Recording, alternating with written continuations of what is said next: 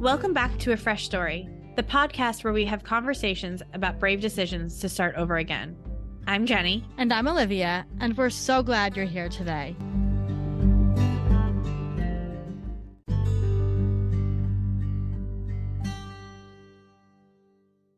Hi there, sister. Hello, hello, hello. The three hellos every time kills Every me. time. It's my thing. How are you doing today? We always talk about our lunch here. I had a chopped salad for lunch from the deli, which we talk about our deli a lot. We are diehard deli people. Carl's, shout out to Carl's. You know you're from Long Island if your deli people like know you by name and know your order. And I had like a classic. It was so good. I had ranch dressing on my salad, and our generation who grew up in the early 2000s of diet culture was so afraid of salad dressing. Like we were told, like, remember they used to say, like, put it on your fork and sprinkle it over, the salad. And I'm like, I'm done with that. So I had a really good salad with ranch dressing, and I didn't even finish it. You know what I'd also like to say? I'm really tired of salad being positioned as a healthy option. It can just be an option. You can just want to eat a salad. I hate when people are like, oh, adding that dressing makes it 17,000 calories. I don't care. I want a salad. Imagine a world where I actually want to eat that. I'm not hurting myself every time I eat a salad. Sometimes I'm joyously eating a salad. Exactly. So I had a delicious salad. Which kind of gets us to our guest today about like being joyous and embracing like whatever you want, and having the right services and actually why we know the guest today is that our guest today is the fantastic Christine Borst, Dr. Christine Borst, who is we work with her. I started working with Christine almost 4 years ago on my binge eating. And that is how I found her. And I actually found, we talk about this in the episode, but we met on Instagram long before 4 years ago, because our oldest children are the same age.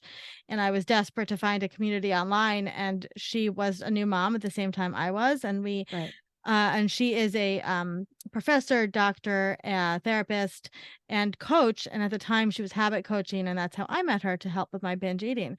And yeah. Now she's also a children's book author, a creator, an artist. Yeah. Entrepreneur. Yeah. Entrepreneur, an adult poetry book author. Yeah. And by adult, I do mean adult. Wink, wink, nudge, nudge.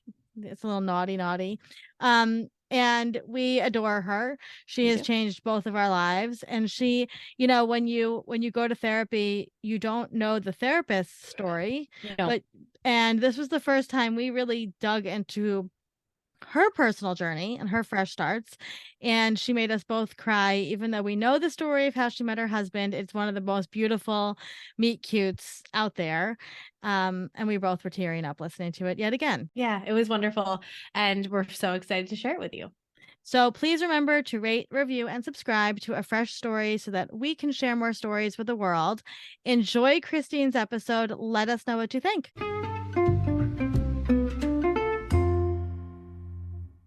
Christine Borst is a professor, licensed therapist, habit coach, artist, wife, and mom of 3. She's the podcast host of Alchemy of the Heart and children's book author of many books, including For the Love of Organs, a quasi-educational collection of poems, which we love, Us, an Introduction to Pronouns, and Colorado Springs from A to Z. And most importantly, we work with Christine, and we love her, and we are thrilled that she is here today with us. So Christine, here. Yay! We're so excited. We've been looking forward to this. It's also the first podcast that we're recording after the new year, and it's like perfect to kick you off, to get out with you.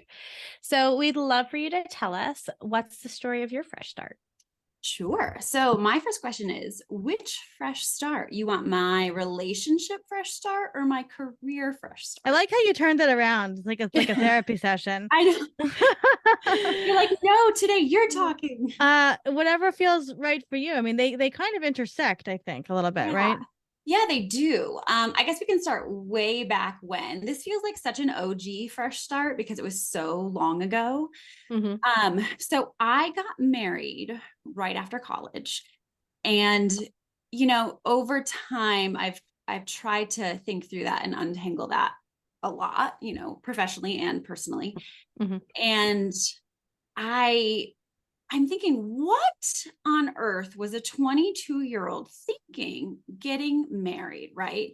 Yeah. And not even, I didn't grow up in a religious household. It wasn't like if you move together, you know, you have to get married. In fact, I think my parents would be like, no, please don't. Like, no, it's cool. It's cool. You don't have to. But I think that I felt like such a perfectionistic sponge that I just took every rule that anybody had ever made for anyone, not specifically directed towards me. And I'm like, well, I'm going to follow it, right? I'm going to follow it. I'm going to be good. That's where my worth comes from. And so I did. I got into grad school, and it was like, well, we finished college. So are we breaking up, or are we getting married? It wasn't that explicit. So, you know, naturally we got married at 22 years old. Did that come from you, or did that come from you together? Were you pushing it? God, this is a great question. I'm sure he would have It's a question you've asked me for sure. Yeah. Ooh, the tables have turned. My guess now, like from 37-year-old me looking back, is we both had reasons, right? Like we were both trying to get out, or not trying to get out, but just do the thing, right? Yeah. And so, and possibly me driven, I don't know, right? Like, let's do this. I feel like I was more driven in general. I had a goal. I'd gotten into grad school. So it's like, okay, let's go. Right. And I think a lot of culturally, right, we're told like you go to college, you find a husband, you get married, you have babies. That's kind of the trajectory. So young. Isn't it? Well, and that was like, I had heard my parents' story. They got married after college, and I was like, oh, well, that's just what you do. I never stopping to question, is this what I want? Is this what's for me? I think at this point too, I had been a serial monogamist, which, you know, even I was watching Sex Lives of College Girls, the new season the other day, and I was like, oh my God, I did it wrong. Like I did college wrong. Yeah. I should have had more fun. Right. Yeah.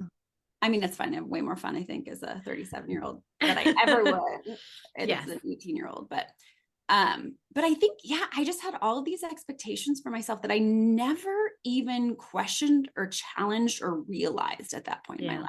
Yeah. So we got married, and I remember the morning of the wedding, he called and he was at the hotel, and he's like, oh, I can't do this. And I went over, I'm like, stage fright. It's thinking all of that stuff. And then it was like, oh, no, in hindsight, no, he meant he couldn't he couldn't get up in front of people. It's that he couldn't get married. Yeah. Didn't make that super duper clear the morning of the wedding, but here we are. It's fine. So I start grad school, we get married, I start grad school as a therapist, to become a couple and family therapist.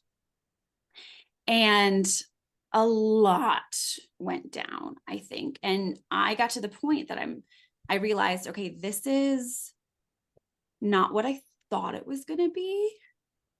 And I committed. And so I guess this is my life. I guess this is what I'm going to do until I die. And I made my bed, so I'm going to have to lie in it, right? Like I made my choices.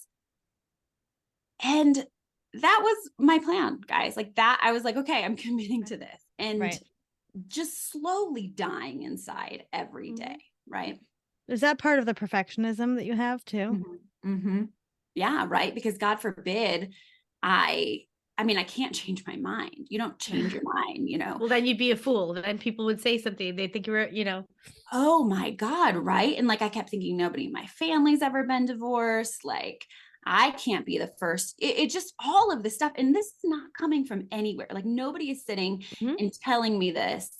And it was just so internal. And I just was like, okay, well, this is what it is. Here we are. And of course, quickly eroding inside. On top of like an intense grad school schedule, I was working multiple jobs on top of it.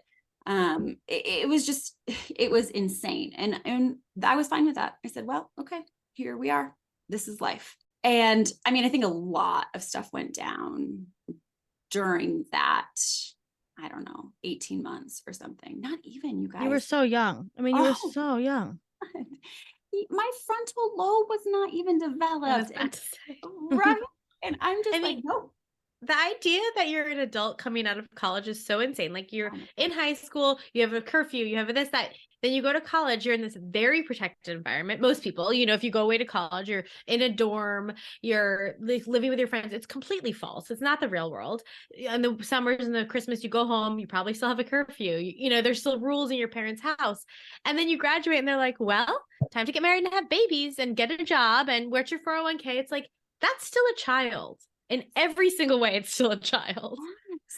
And I was thinking too this morning, it's like we put too much emphasis on 20-year-olds, like people in their 20s, to have life figured out. Oh, yeah. Right? Oh, Even from, asking high schoolers, okay, well, what are you going to major in? What do you want to be? Oh my God. Why should you know that? Like go to college and figure out what you don't want to be or who whatever. Right. But your 20s, I am rereading Big Magic by Liz Gilbert because she is amazing. Mm-hmm. And just thinking about all of the things that she went through in her 20s, I was like, yes, that's what 20s should be for, right? Yeah. Like exploring and figuring yourself out and screwing up, making mistakes. Oh my God, right? So that is the opposite of what I did, right? And I didn't come from a strict household. I remember my mom gently teasing me because I was an RA in college. And she's like, I can't believe you're in college and you have a curfew. Like I feel like I just, like I said, absorbed every rule that ever existed and put them on myself. And it wasn't from anywhere. I have a question about that though, because you have ADHD. Mm-hmm. And was it diagnosed back then? No, not until my doc program.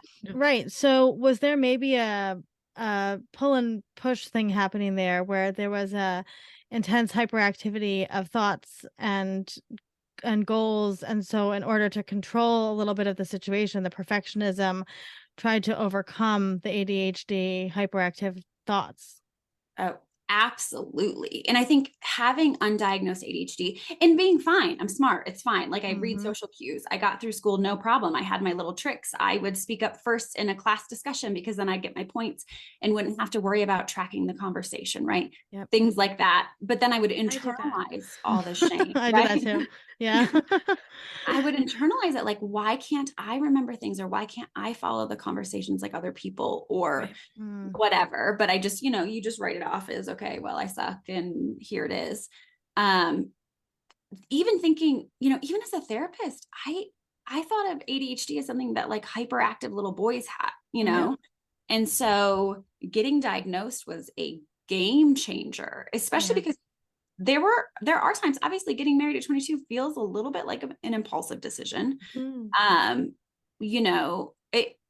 not like we ran away and eloped or anything, but still there was, I think I took these guidelines and put them in place for myself because I was afraid, like, what if they don't exist? Like, how out of control would I be if they weren't there? Yeah. Right. Yep. So at some point I'm like dying inside and my friends are noticing, and I had a great group of friends and, from grad school, and two of them I literally Marco Polo with all day, every day still. They are the best. And so being in that space, and that safe space with those people who now were suddenly more aligned with who I was becoming. And this is also at the time in my life, I'm starting to learn about things like manifesting and law of attraction and all of that. And it was like, okay, I feel things shifting. And also I'm dead inside. And also it was a very rigorous grad program. And so like stress was just coming from all angles. And I remember this is maybe after a year and some change. I remember my mom saying on the phone, she's like, you don't have to stay. And I said, well, what do you mean? What do you mean? Everything is phenomenal. It's great, right? Because you don't complain about your husband either. Like you don't, I don't know where, I think I'm a reincarnated 50s housewife or something. I have no idea, but you just didn't. But of course, I mean, moms know. She's like, no, girl, like, so, I don't know how this actually went down, but in my memory, it's like, I think I walked into my condo then and was like, yeah, we're done. I can't do this anymore. Like I said, this isn't working. Let's go to therapy. And he said, no. And then he's like, well, I don't believe in therapy. And I was like, Oh, okay. So are we allowed to swear? I don't Yes, ask. Yeah, go yeah, ahead. yeah. Sorry. Encouraged. You're Okay, encouraged to thank swear. you. I meant to ask at the beginning, but here we are. It's like I've been working my ass off around the clock to become a therapist, and you don't believe in therapy? What? So then I don't even think there was this. It was so weird how like it just was. You would think there would be more, right? I remember thinking if I threw his Xbox off the porch, I would have gotten a bigger reaction than me saying, this isn't working. Like, I can't make it work, and then a couple weeks later, he was like, okay, I'm ready. And I'm like, no. That's not how this works. We're done, right? We're gone. And so there were a lot of times though, that I would have gone back had my parents, like I had family members, my friends were like, yes, let's scram. Right. Because it got hard, right? And it was like, no, it just would be easier to stay. But I knew that if I was like, no, let's just JK, let's just call it off or call it back on. Let's call off the calling off. Let's call off the calling off, that all of those people who were supporting me would be like, no. Right. So then I found myself 23 years old or something, divorced or, for all intents and purposes. And I thought, oh my God, I don't think I've gotten a B, let alone here I'm making, of course, the biggest mistake you can ever make. Like everything felt so dramatic because I was 23 years old and and I was breaking all of the rules. Right.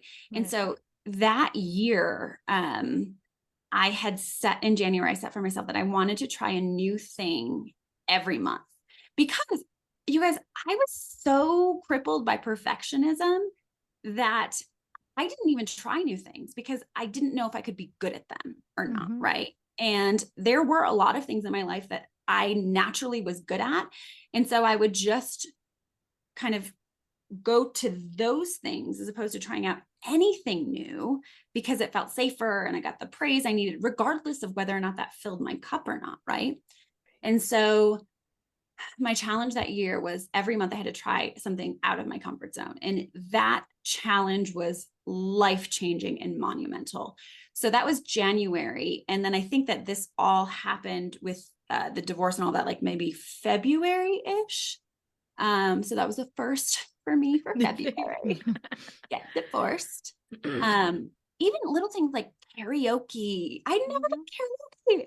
Suck at singing, right? I was terrified. And then it's like, oh wait, no, karaoke is not actually about being good at singing. It's about having fun. Duh. Right. And so that whole year was so transformative and the growth was just unbelievable. That has continued obviously to carry me into the trajectory that I am on today. Where did you sorry, go. I think it's really funny. I have two things to say. One is one of the things that my ex used to say to me, which was actually a wonderful thing, was when we were going rock climbing for the first time, like indoor rock climbing. And I was like, well, what if I'm not good at it? And he was like, well, it'd be weird if you were. You've never done it before. And I was like, and I tell Olivia's kids that all the time. Like Weston was trying to play piano and I was like, he was like, what if I'm not good at it? And I was like, well, if you were good at it, we'd have to like call TV shows and like get, it'd be like creepy and weird if you were really good at piano from the first shot. And the other thing is they always say, I've heard a lot, especially like postdoc programs for psychiatry and psychology and therapy, that research is me search, right? Like it's all about like whatever you go into is like whatever you are trying to figure out. And I, as well as I know you, obviously our working together is more about me.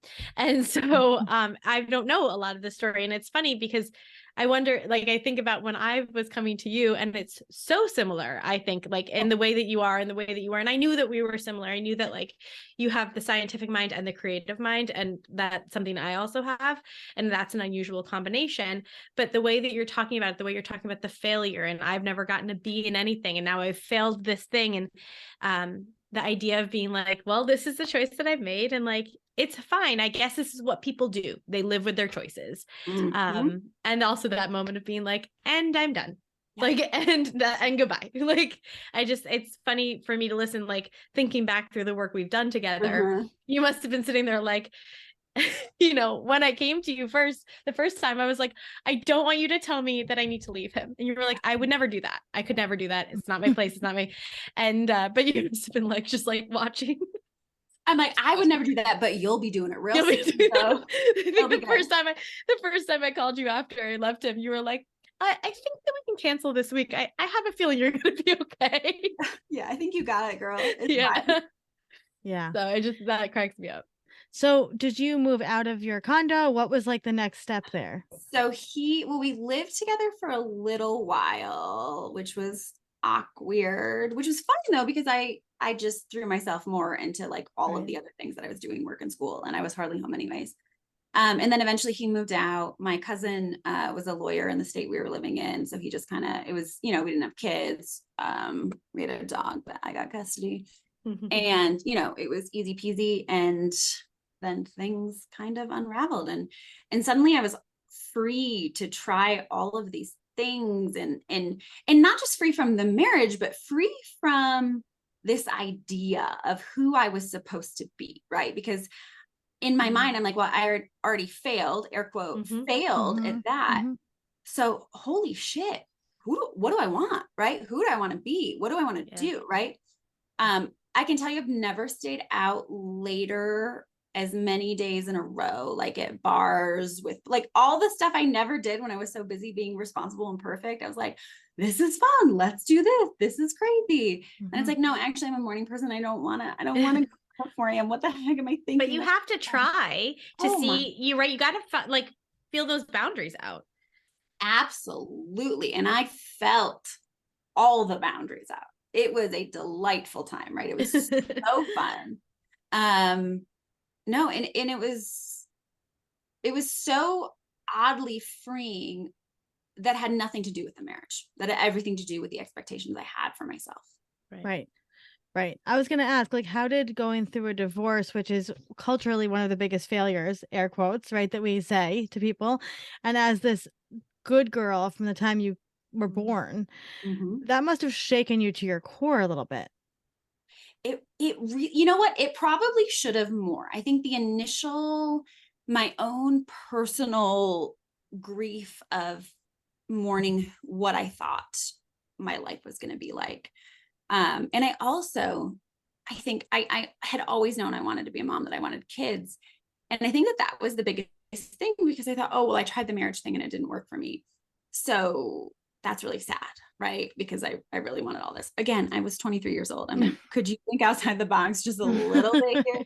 But I had such support of everyone, almost too much, almost to the point of they're like, yeah, that was a terrible match. I'm like, well, thank you. Now I feel like an idiot.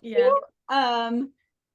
But you know, and then as I get more, you know, as time went on and I kind of got more enlightened, it was like, no, this was so much a part of my path, right? Like I had to have this, and I had to have this, such a big failure in this way, so that I couldn't skirt around it, right? So that I couldn't pretend or hide it under the rug or any of that stuff, which ultimately was so free.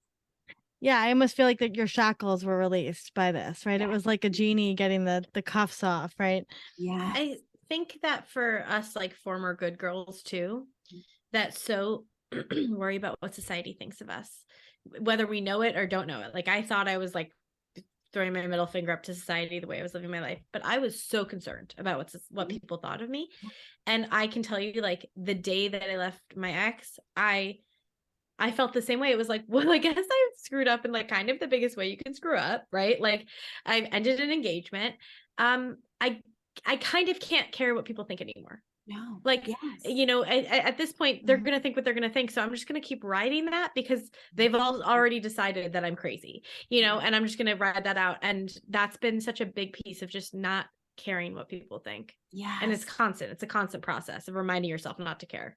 It is. And anyone who's listening, like, I just want you to know that you can have that level of freedom, like today. You don't have to go through some big public thing. You can just take your own shackles off and then not give a shit. And it's amazing. Right. Life-changing, which then we all have to do. Like, I don't know about you guys, but I have had to learn these lessons, and then you have a layer, and then you go deeper, and then you're like, have I not learned this already? But then there's another and another, and like I'm working on probably the 100th iteration of this same lesson right now. 100%. But if that hadn't happened so young, I'm like, oh my God, I'm so thankful, right? Like some people are 50 and wake up one day and they're like, oh shit, this is not for me. It's like, yay, thank you. Okay. And it's so funny too, how quickly that became just fodder at a dinner party, right? Like, oh, I was married before. Oh, you know, this is my second husband. And people are like, what? That's crazy. And oh, I'm a badass. Thank you. Which is funny because 50% of people get divorced, right? So every other person is divorced. I know it. A lot of people have first marriages in their early 20s. A lot of people that they, you know, just it's a thing.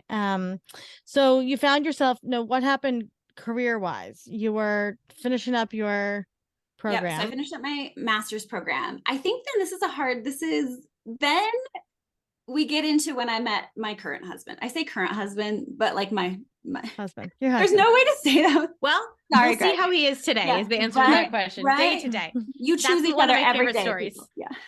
And I want to preface stories is I was going to say, preface this by this is the best meet cute story. So everybody take a sip of your coffee. Get ready. What? Oh, your story is great too. I'd like to say, I mean, I think, I'm competing in that. This is a very rom-com. It's very rom-com. It is. It's such a great story. So yes, go ahead, Christine. So keeping everything in mind, right? Everything that I just described. And I had sworn off men for any sort of commitment ways, right? Ever. And I was coming back at the time. I was living in Michigan, and I was driving back home to where I lived out of state. And I had stopped at a rest area.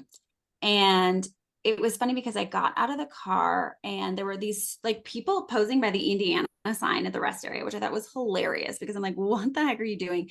But they were trying to take a picture. And this is back in, it's terrible. I don't even know what year this was, 2009 or something. I don't know. I didn't even have a smartphone. Like they were trying to take a picture. And so I hopped out of the car and I was like, oh, do you want me to take your picture? They said, yeah. And then talked to them a little bit. They were like med students from Chicago, and they were just traveling. And I'm like, oh my God, that's adorable. And then I was like, I wonder what it's like to be a med student in Chicago. Went into the bathroom, came back out and started my car, and it wouldn't start. And I was like, what the heck? I just stopped for gas like 30 minutes ago. What on earth is going on? And I got out of the car and I popped the hood. And I'm just like tapping on things under the hood at this point, like expert level. And this guy comes up and he says, do you need some help? He's like, I'm an idiot and I locked my keys in my car next to you. And I'm waiting for a tow truck. And I looked at him starting to say like, no, like I got this, right? No. And I looked at him and I was like, oh my God. I was like, yes. Yes, I do need help, actually. So he said, well, I have a tow truck coming. So let's, we can just wait for it. So I said, okay, cool.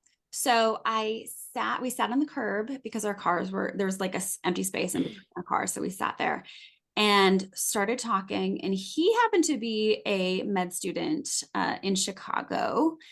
And unrelated to the first group, by the way, that was a little so weird literary foreshadowing that happened before to, warm my mind up to the idea. But he's a med student in Chicago, also from Michigan originally. And if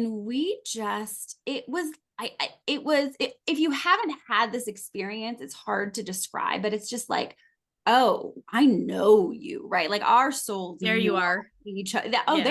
There you are. I mean, we're saying the same thing. I know. It makes me cry every time I hear this story. Every time. We were saying like the same things at the same time. And we even went back to like our family tree. We're like, wait, are we related? Like what's actually happening here? You do look a little bit alike. Yeah, I know. That's what everybody says. We are not related. 23andMe verified that, just in case anyone's really concerned. Great. But the kids are very cute. So nobody was concerned. Yeah. So then the tow truck came and got his keys out. And except the tow truck had a keg in the back instead of jumper cables. And so it actually could not fix my car. Now Greg, it's my husband, Greg, in case anybody Dr. Greg. Yeah. Dr. Greg. So he then is like, okay, I'm like, oh, well, you got your keys. Like, good luck. It was nice meeting you. He's like, yeah, it's getting dusk on Sunday in a random rest area in Indiana. He's like, yeah, I'm definitely not going to leave you here like alone. So he starts asking people for jumper cables. Now, at this point, I remember that a couple of years before, my dad gave me mandatory jumper cables as a Christmas present. And so they were in my car, but I had already forgotten about them. And it felt too late since he was already like checking out the whole parking lot to tell him. So I didn't. So he found someone, jumped in my car, and then I was like, okay, well, right. So we're on the sidewalk, and I was like, well, he's like, well, you should really take my number in case, you break down on the way home or you need something. And I was like, okay, smooth. And I said, well, I really feel like I owe you a drink because you just rescued me. And he said, he's like, okay, sounds good. So I'm like, well, let me go. This is the part I made some poor choices, but that's okay. It worked out. I listened to my intuition. You made some choices. I made some choices that other people could see as not great, but for me, they felt very inspired and they were great. It was my little brother's graduation that weekend. And so I had come from the graduation ceremony, but changed into like scrubby clothes, right? To drive home, like, how many ever hours. And so I was like, oh my God, well, let me go put some jeans on and then we can go stop at a bar on the way home. Cause we were both heading kind of to our respective places in the same direction. And so I'm like, okay. So I left my car running with all of my possessions in it with a perfect stranger while I went in to change into some jeans in the rest area. And there's nothing creepy about Greg though. Like there really isn't. I know. No, there's nothing. Like I would do it too. I know. You can just feel he has such a good soul that you're like, this is fine. It's good. It's fine. So I come back out and then I'm like, wait, we are literally in the middle of nowhere in Indiana. I have no idea where we're going to go. I said, but we're both poor grad students and my parents loaded me up with all like the graduation party leftovers, like all the wine and the food. Why over to my place where I live alone and we can like literally just, I don't know, have a glass of wine. Great. Sounds great. And so it was funny because we both called our moms on the way, like from our cars or like the rest area to my place. And both of the moms after were like, oh yeah, this is it. We know it. Like, and my Nana was there and my mom and Nana are like, my Nana's like, how do you know it's not a serial killer? And I was like, oh, I'll ask him. So we get out of the car in my parking lot and I was like, okay, well, how do I know that you're not a serial killer? And Greg said, well, he hands me his phone. He's like, well, you can call my mom. She'll vouch for me. And I was like, oh, that is so funny. You can't be funny in a serial killer at all. Like that's not a trait of a serial killer. And my mom even said, she's like, I hung up the phone and thought, you know what? If she dies tonight, she's going to die happy. And that's okay. I was like, as a mother, I appreciate that freedom that you had to give me. And so he said, well, you know what? Let me just help you at least unload this stuff. And then you can decide. And of course I was like, no, so long story long, we like talked for hours and hours and hours. And then when I went down to walk him back to his car and to check, because I had class in the morning to make sure that my car started, we're in the parking lot and I'm like, well, I don't know what we do because I've never like done this before, but like, do we like hug or shake hands? And then he just interrupts me and like grabs my face and gives me like the best movie kiss in the middle of the parking lot ever. And I was like, wow, that was amazing. Like, yes. Truth be told, I then was like, you want to come back upstairs? I also think though that like having like you and sort of this like more neurotic, like, I don't know, what do we do? What do we like this hyperactive sort of bit? And then having him be like, I got this. I'm like, I got it. Like, I would think for me, which Thomas is a lot like that for me. He's like, I got it. Like, we're going to be okay. This is what we're going to do. It's a very attractive thing for somebody that has a lot going on.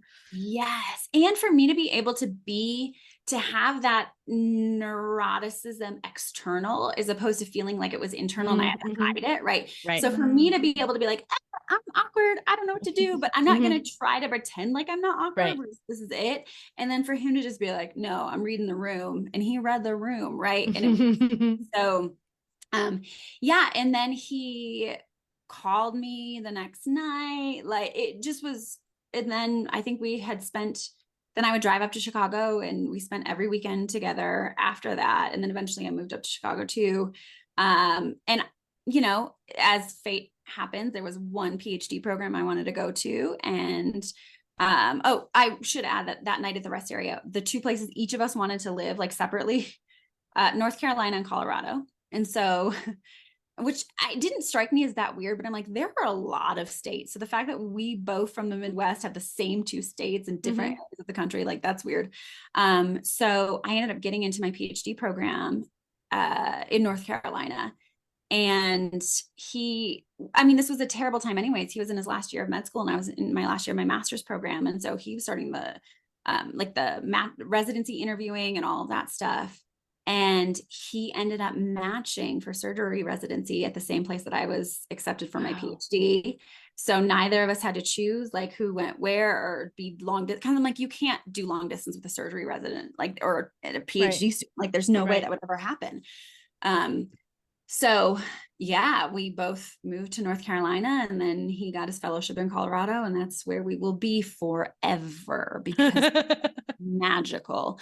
But to have it just was such a whirlwind. And by the way, in my mind, the logical part of me who did come in, the logical, anxious, like she still lived there with me, right? Would come up and be like, oh my God, but what, I can't do that. I'm not committing. I'm not. And, you know, even when he and I started dating, I said, well, I'm never getting married again. I'm not doing this. Like, sorry for your luck. And he had to repent for a lot of other men's sins, and he did so willingly, absolutely willingly. And I think that there was a lot of healing that took place in that space. Yeah. Because in my mind too, I'm like, well, the timing's off, right? This is no. I need like 5 years to heal, and I need this, and it's not okay. And it's like, okay, but that's me trying to control the situation too, right? That's me trying to, because the reason why I got married in the first place to my first husband was this is what I should do, right?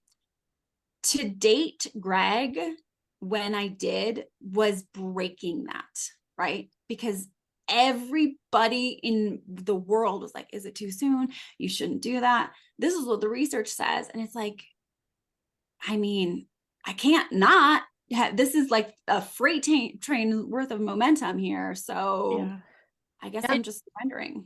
It cracks me up because like, again, making this about me, like I had the right person to call when I was like, hi, I met somebody 11 years ago, but I'm talking to them 9 days after my engagement ended. And I think that like, this is a really serious thing. And you were like, I'm not going to say it. Like, you were like, it sounds good, you know, because it's so funny to hear that story. Cause it's like, you get it. If you've had that happen, the intensity that, oh, there you are. Or like the way I felt with Thomas was, this has happened in every lifetime I've ever had. I've been with this person. That was how I felt. And so it's like the timing was off. I did the good girl thing. I waited the years before we moved in together. I waited the years to get engaged. You know, I did all the right things. And then 9 days after a breakup, this person bounces back into my life. It's like, okay, I gotta go to Scotland. You know, like that's what I gotta do.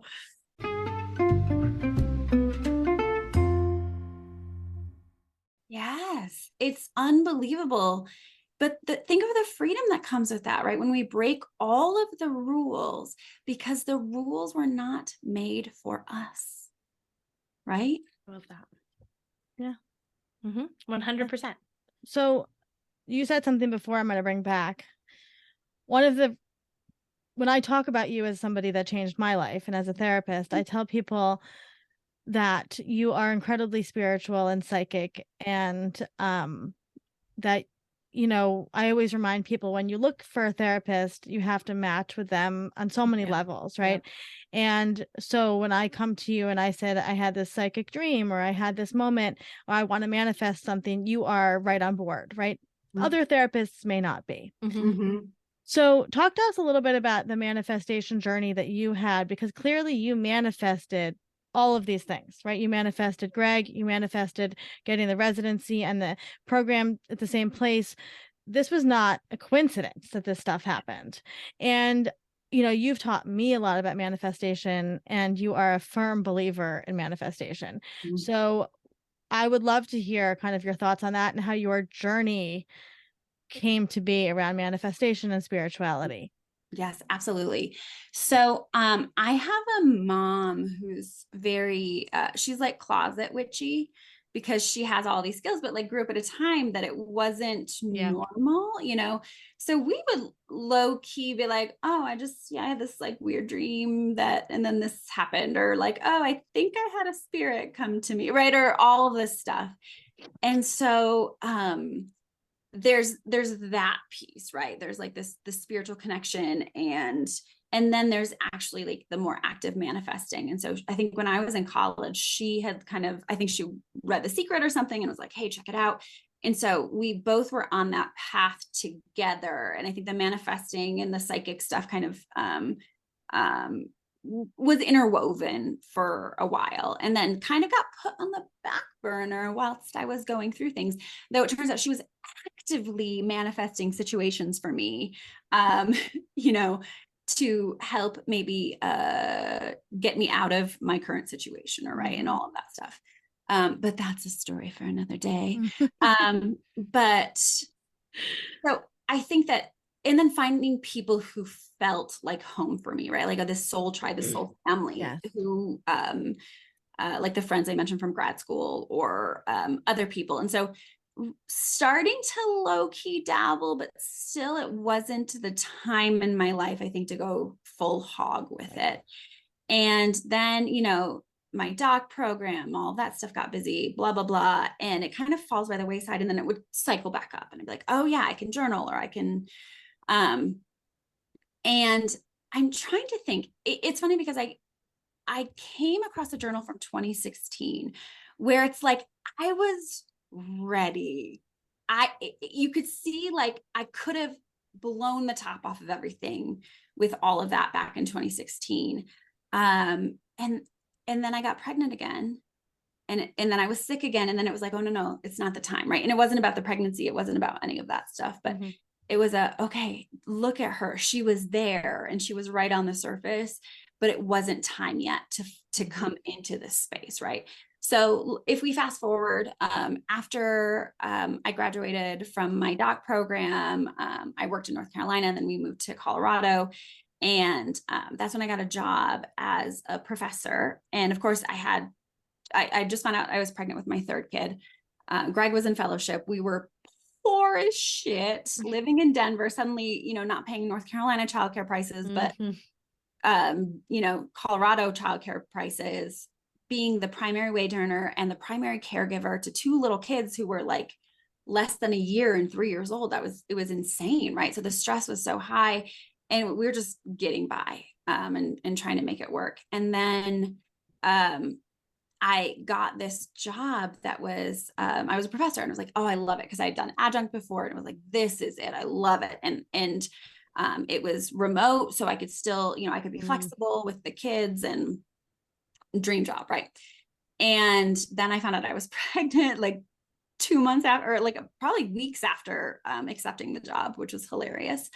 But it was okay. I was making a ton of money. Like there was a lot of stuff that had happened at my other job that my boss left. So I took over her position in interim, and all of a sudden it's like, oh my God, we got money, we can breathe. I've got this new job coming, like because of everything.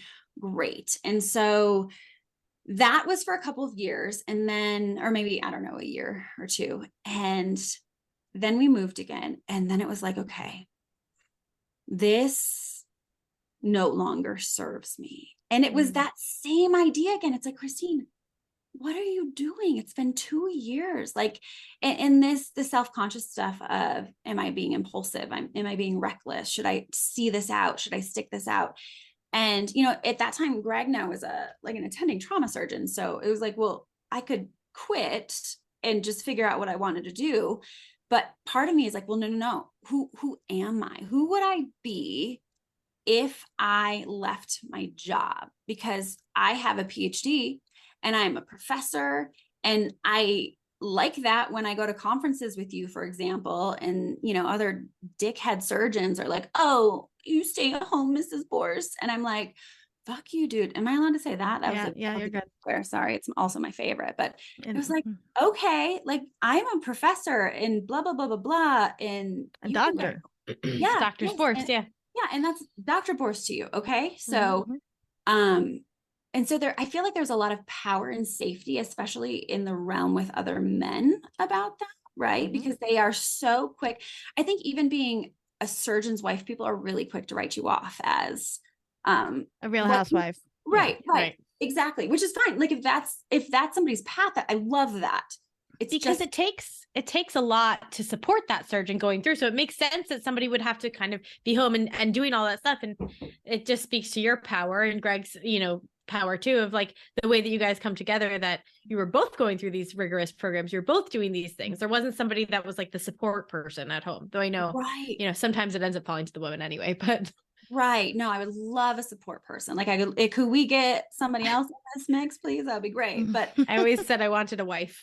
Like I used to feel like that. I don't feel like that anymore. Absolutely. I mean, I do. I still feel like, I think I need like a staff, really. I just said to my friend, that's what I want. Yeah, right. I was like, I think I was meant to like run a household and parent. Like I was like elite London society. Like that's the vibe I'm going for, but I'm just still doing it myself. It's fine. But so there was a lot of power, I think, in safety in that identity. And meanwhile, I'm like, I just want to write, I want to write and I want to draw. Like I want to just do all this creative stuff. But I can't. And so meanwhile, my students would have these like really elaborate, or like I would draw out cartoons to like illustrate a point, or, you could see how it was coming out in the assignments I would give my students, or all of this, because I'm like, I am, again, it was such a parallel to my first marriage where I'm like, I'm dying inside. And it became so, obvious that if I was not putting the creativity in the forefront, that I was starting to like shrivel up again. Right. Yeah, I couldn't do it anymore. And so Greg was like, no, you should quit. Like you should. And I'm like, no, I'm scared. I can't do it because then what if people think I'm just this? What if blah, blah, blah. Which I realized too, it's ironic because it's the privileged position that allowed me to leap. And it's the privileged position that kept me there, because I'm like, then what if people think I'm just like a spoiled surgeon's wife, or right.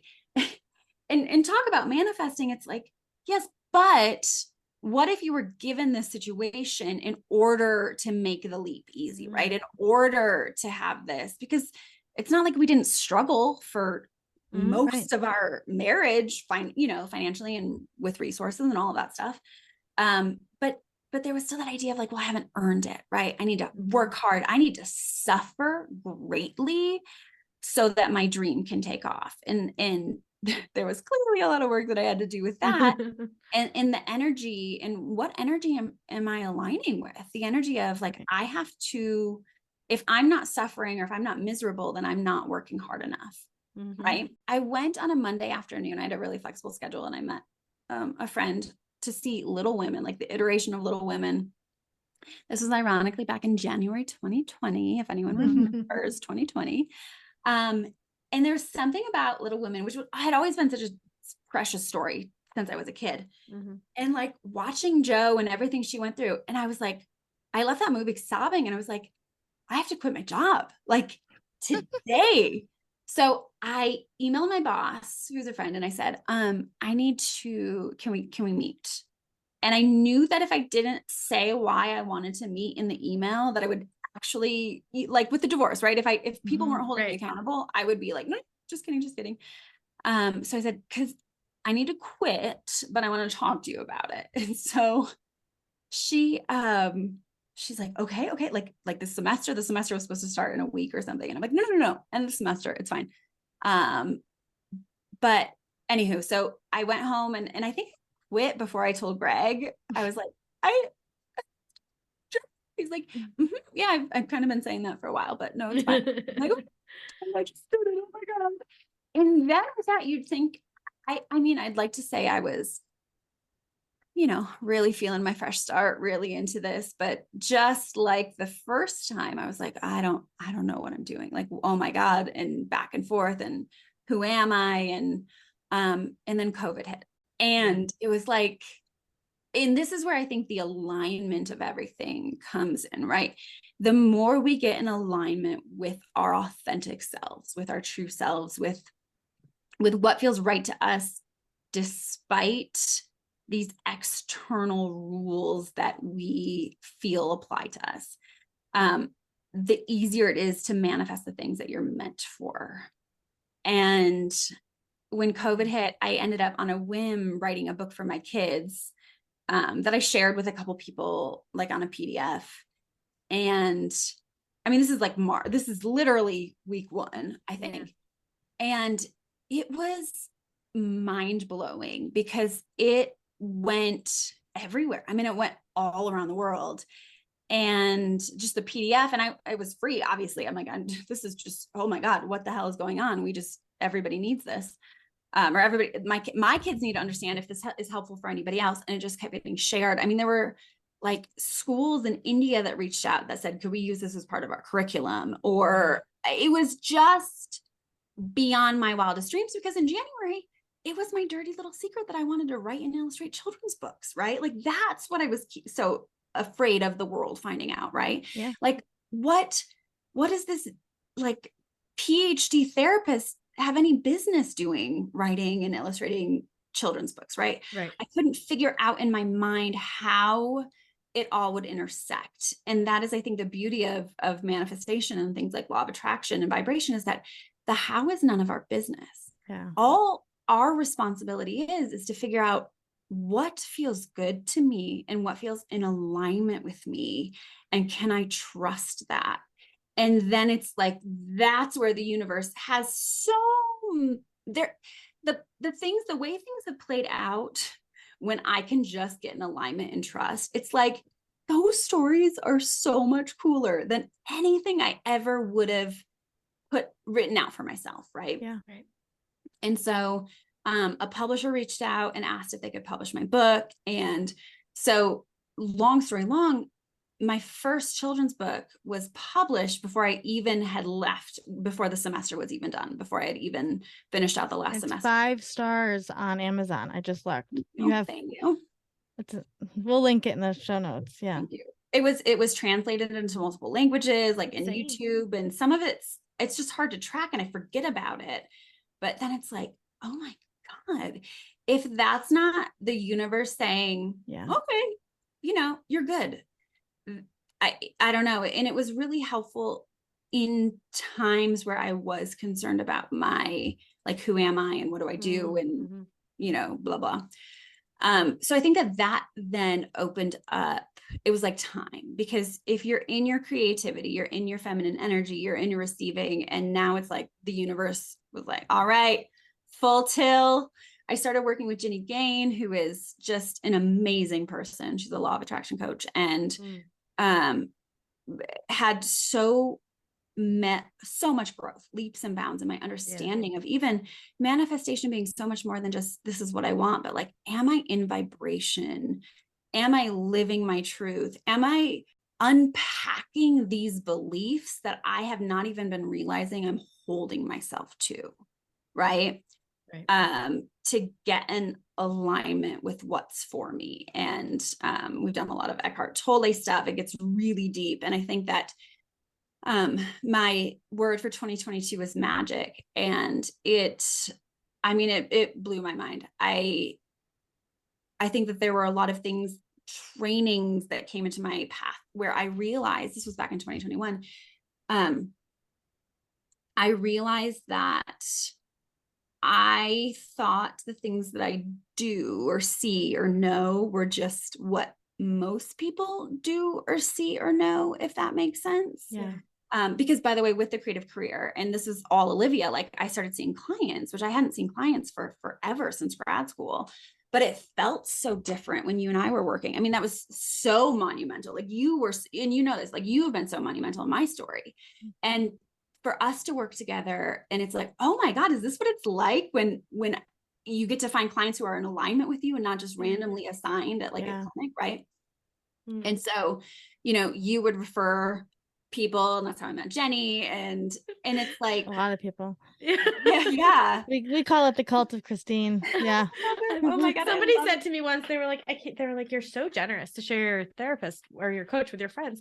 And I was like, share her. I was like, I push her on people. I'm like, sounds like your girlfriend needs a therapist. Here's her number.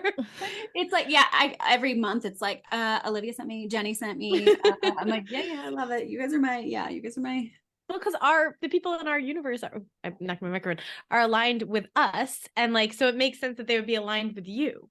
Yes, absolutely. And I think that that's when I moving from this idea of being a therapist and like diagnosing and billing and insurance and like to this coaching model which I think is frankly how this stuff should be, because if you are in alignment and we feel in alignment and you have a friend who you think that I want to be able to help them. Right. And I think that sometimes the mental health world, I understand why there are these rules and regulations, though I think a lot of that has started to change since COVID, because Olivia and I were meeting via Zoom way before COVID. Right.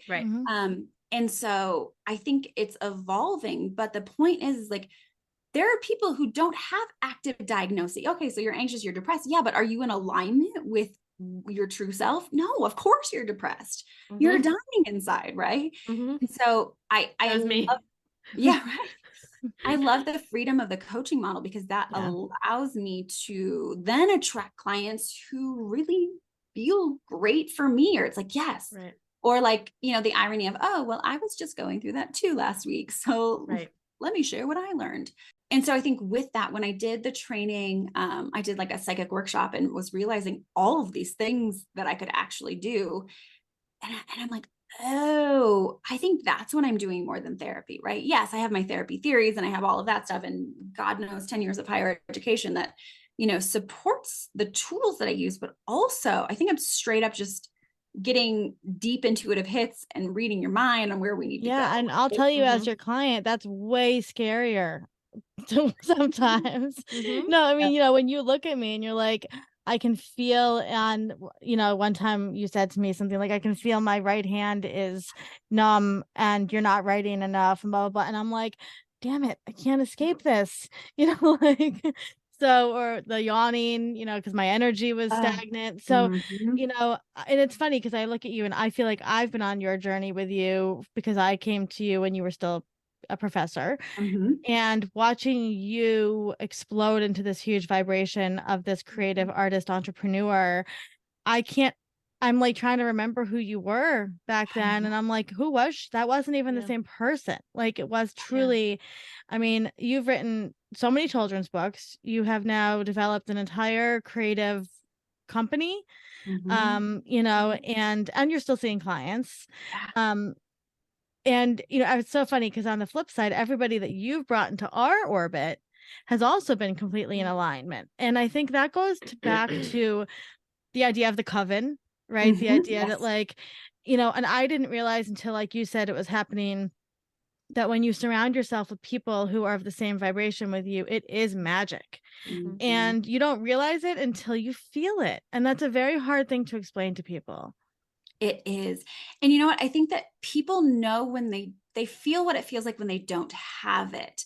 But we've also normalized that so heavily in society, right? Like, no, you're supposed to be miserable. No, life is hard, blah, blah, blah. And it's like, okay, but what if it was actually magical, right? What if it literally was magical and you have these weird things that happened, like like at that psychic retreat, and you can hear more about this at Alchemy of the Heart podcast, which we're going to link. Yes. Thank you. So at that psychic workshop in the summer of 2021, what is time? This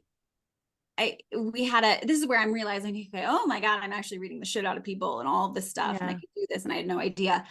We had to do a guided meditation, and we met our spirit guide. And so I met this new spirit guide, and I was like, oh, okay. And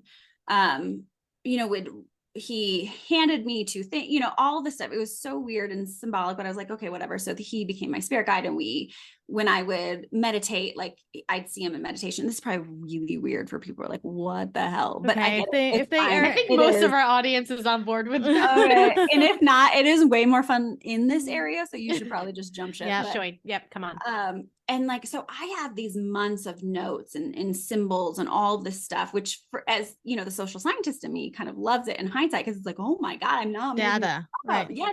This is data. Spiritual data. Spiritual data. Yes. And so after all of that, like my word in 2022 was magic. And then here, lo and behold, I'm at another psychic workshop, and in walks this person. And it was like, holy shit, you're my spirit guide. Like we've been meditating together for 9 months in my meditations, and like you have tattoos on your hands of the things that you handed me in the meditation. And that's crazy. My God, what is this? Right. And so then you're like, universe, what is happening? But it's like, no, you're in alignment. So if you're in alignment and this is coming up, then it's for you. And so there has been tremendous spiritual growth with that. And so, and that's Ellie, and he and I started a podcast and all of this stuff. And so you can hear more about that side of things there. But it's so funny when you have like all of this data in journals and you have these hints, you're like, this would be too crazy to make up, right? It would be too clever for me to think, it would be great to meet my husband at a rest area at the worst possible time, right?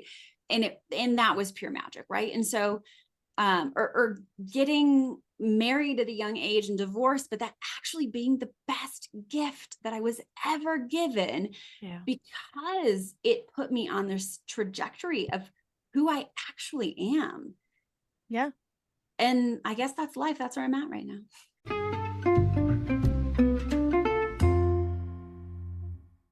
I think it's funny too, talking about alignment and connection. I told Christine this story, and I'll tell all of you now. When I was about 24, I needed to go see a therapist. And in the grand tradition of Olivia and I, she did find the therapist and call her. And I went to her for a couple months. I couldn't tell you what it was like to be in the room with that woman. The only thing I can tell you is that on my last session, when I felt like maybe I was kind of done with therapy at that moment, because, you go through phases, right? You're in and you're out, you're in, you're out. She fell asleep while I was talking. Yeah. So I was like, okay, well, we agree. I'm boring now. That's fine. And I think I had Olivia call and say, I'm not coming back. Like, I couldn't do it. I was sitting here thinking, and I realized I've never met Christine in person. And yet I couldn't tell you, like, to me, it feels like we've been sitting in the room together, face to face, person to person, like, because we're in such alignment and energetically, and I feel so connected to you. It's never occurred to me until watching you talk just now that I was like, we've never been in the same place. I was like, oh, maybe we should post a picture of Olivia and me and Christine together. And then I was like, they don't exist. But I want to say too, like, it's so much bigger than us, right? And that's something that's really hard for people to understand. So if you look at like just the three of us, right, and the interconnection, it was Christine who brought me to the place that I decided to speak up for myself, and then my marriage ended, and lo and behold, we founded a company that's now changing the world and helping people with their fresh starts, right? Like, if that hadn't happened, that and by the way, for listeners, I found Christine on Instagram, and I think I found you because your oldest child is the same age as my child. And I vividly remember being on Instagram when Weston was a couple months old and thinking, I'm literally going to go use the hashtag like 8 months old and follow people. And by the way, I followed you and my friend Alex, who is one of my soul people, and a couple other moms who I literally just found because of a hashtag. Yep. Right. And Right. so if you're telling me that there's no universe at play here to bringing these people together, then, like, Also, if you're telling me that people can't forge real connections on a digital space, like right. you can. When we talk about the universe, and my word this year is magic, and I didn't even know that was your word for 2022. So I had no idea. But, it does really help because every day I wake up and I think, well, today is going to be magic. Today it's going to be magic. But I do want to say, too, that doing all the work requires an element of vulnerability. Oh God, yeah. Right. So An element. It requires a lot how of do you, so vulnerability. I just, before we let you go, what would you say to somebody that wants so badly to have this journey on a fresh start and start this like new spiritual growth? Maybe are there simple ways you can kind of step into your alignment that doesn't feel so scary to people who are just starting out on this brave decision making path? First of all, it may feel scary, but feeling scared fear does not equal danger. That is something that I have to remind myself too, because oftentimes change is uncomfortable, but when we get to the point that not changing is more uncomfortable than changing, that's when you know it's time to go, right? Yeah. And so I think there's a big foundation of inner trust. Can I trust that when I feel ready, I will go? And ready doesn't mean not scared, right? Ready doesn't mean everything's in alignment. Ready means when the scales have tipped and the idea of staying stagnant feels way worse than the fear of moving forward, right? Yeah. Find a support system, find like-minded people. You don't need people saying, oh, are you sure? Are you careful? Right? Yeah. Because this is between you and your intuition. And so anyone in this space needs people who understand that that is the most sacred relationship, right? And that I can have an opinion on what I think Jenny should or shouldn't do, but what is way more important than my friend opinion, professional opinion, is what her intuition is speaking to her and respecting like the sacredness of that relationship. And so, yeah, it's going to be scary. And there may be things that we think are so vital to who we are in our lives and our identity that just don't serve us anymore. And that's okay. So can I trust that if not this, then something better, right? I have never not had something better fill that space when I'm working in alignment with what feels true to me. And I think that there's a lot of self-honesty. It doesn't even have to be like broadly. It's like, do I like this? Even walk around your house. Yeah. Do I like this? Does this spark joy? When I hold this mug in the morning, like what do I feel? And we have gotten so used to shutting down everything, or these ideas like, oh, well, you're just being too fussy or too particular, or, just pick out an outfit. What do we tell our kids? Just pick out an outfit. Let's go. Or here, you just wear these, but it doesn't feel right. No, just wear it. It's like, no, how can we start nourishing ourselves in what feels an energetic alignment, no matter how small? If that pen you're writing with is irritating you, find a new pen. It's important, right? All of those things are very important. I love that. I love that. It's the lean into joy. And I think of what you say all of the time. The how is not your business. I tell it to everybody now. I'm like, because we're so wrapped up in control, right? And control. But the how is not, but you have to have a belief of the universe. And the belief of the universe really is the belief of yourself. Yes. Yeah. They're connected. Yeah. I love that. Absolutely. And just take risks. Like you literally, I was going to say, have nothing to lose. It feels like you do, but you don't, right? Like, what if things worked out even better than you ever imagined? Yeah. Then what? If you knew that was the truth, that was the rule, that was the fallback, what would you do? What would you lean into, right? It's limitless. Yeah. And you once said to me, and I think about it a lot too, I tend to rush through. I want the end goal. I want to know I'm going to be successful and all these things. And you said, Olivia, you are walking in a botanical garden.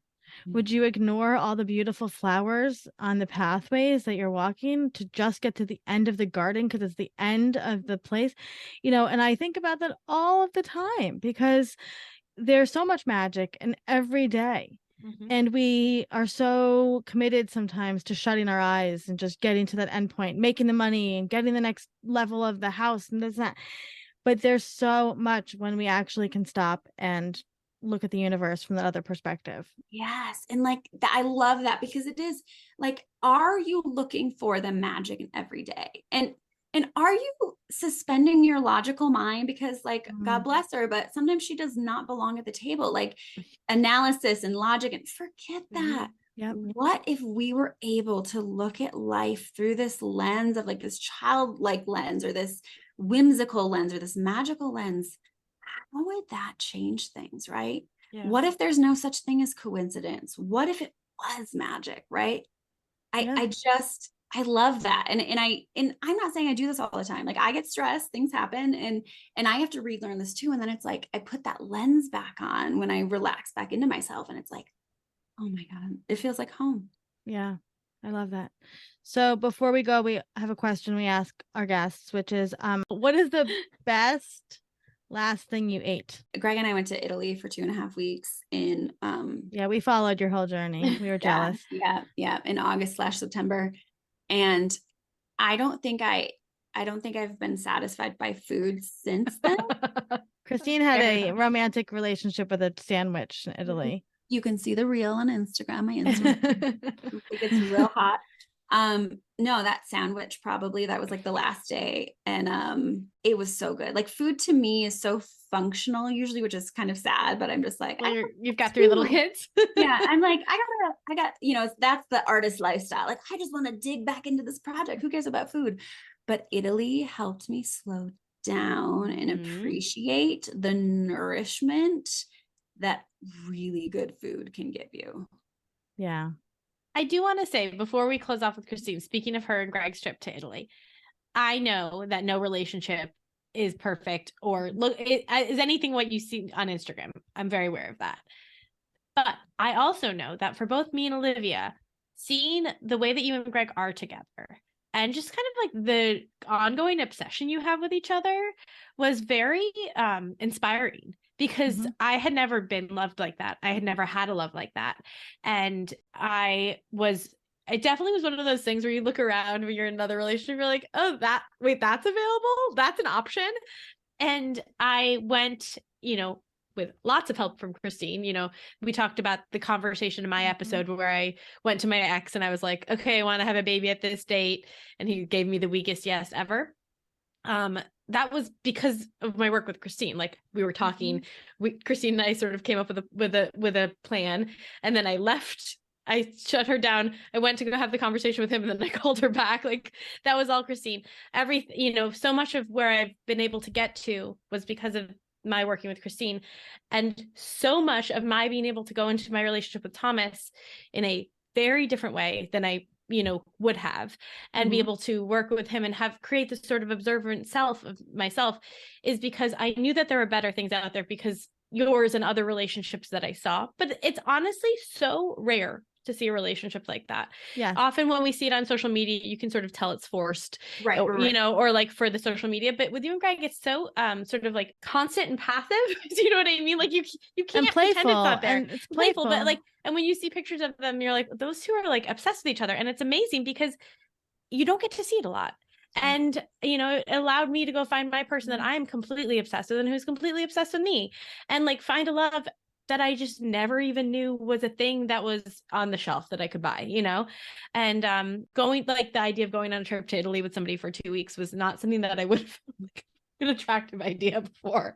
And now I'm like, I'll go anywhere in the world with him. So I just want to say, I appreciate that. I appreciate the way that you sort of in this really like non-pushy way, like share your love, and it's beautiful. And I'm glad you guys were able to allow the sandwich into the relationship too. Right. Yeah. We opened up our relationship with sandwich, I understand that. Well, I love sandwiches. And I think that, yeah, it's what you said. Absolutely. And I am a totally different person than I was when we met, right? Yeah. He saw parts of me that I was not ready to see, that I couldn't see. And now I feel like I have far surpassed that. And we talked about that recently. Like we have both changed and evolved so much. We get annoyed because kids and work and stress and stuff, right? Or like, oh my God, you're chewing, right? Or like whatever it is. But ultimately, I think when we have time to reconnect and step back, it's like, wait, we know that there is no better person that I want as my life partner, right? Like as my family.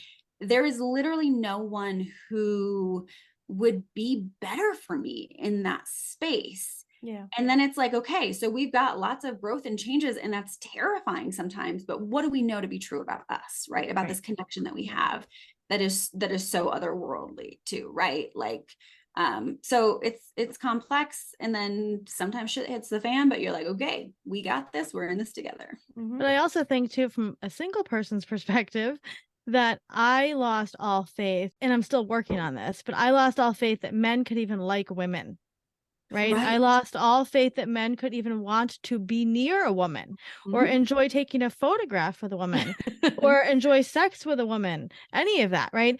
And so, when I look at Greg's Insta, I mean, just the other night, Greg posted about you, and I showed Jenny, and I'm like, this was so sweet. And it wasn't from a place of like, like Greg is a very busy man. He does not care, I'm sure, about posting for accolades on social media. He's sharing a beautiful picture of his wife on Instagram because he's genuinely in love with his wife.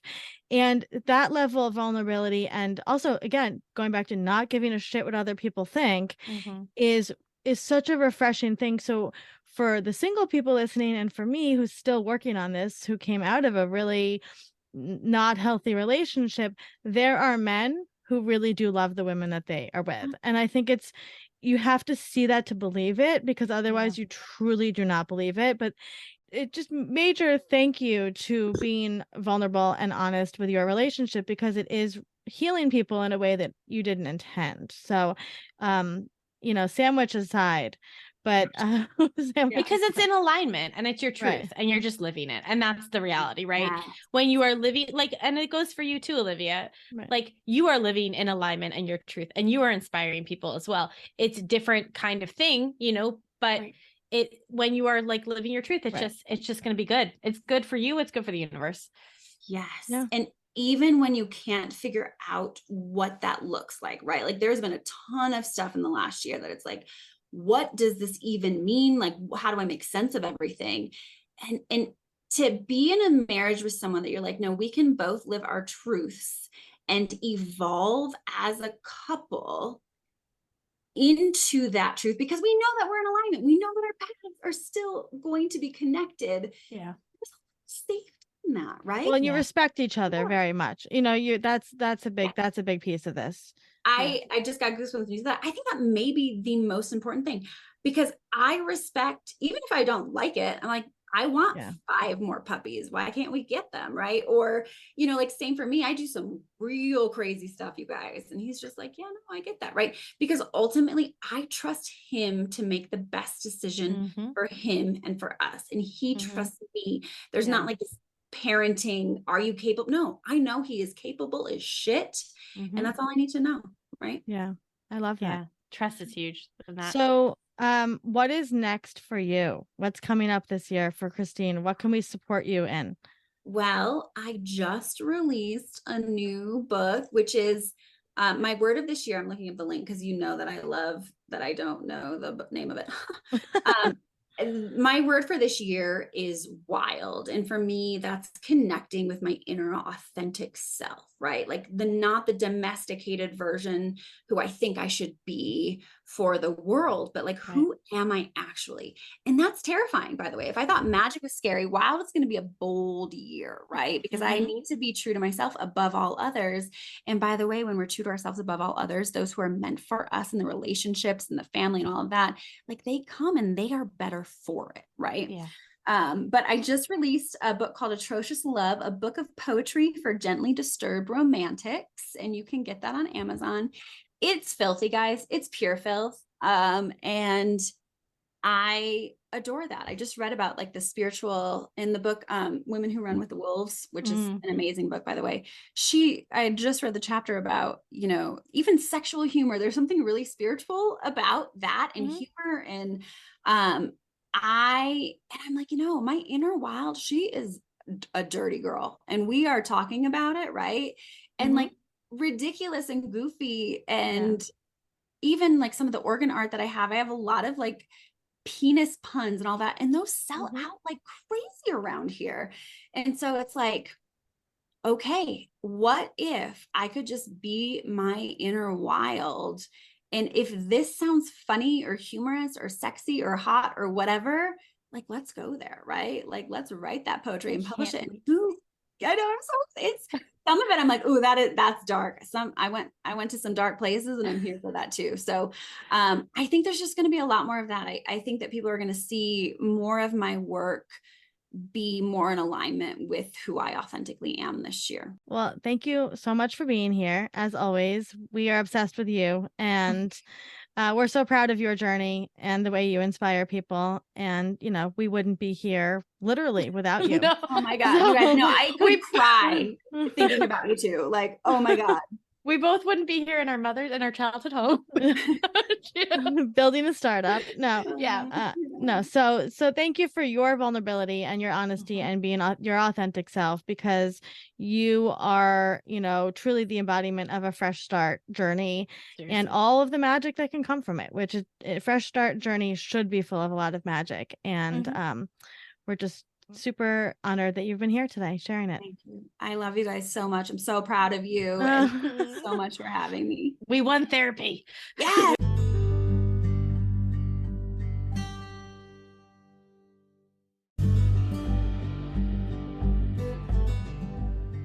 Thank you for listening to today's story. We're always here, and we're proud of you.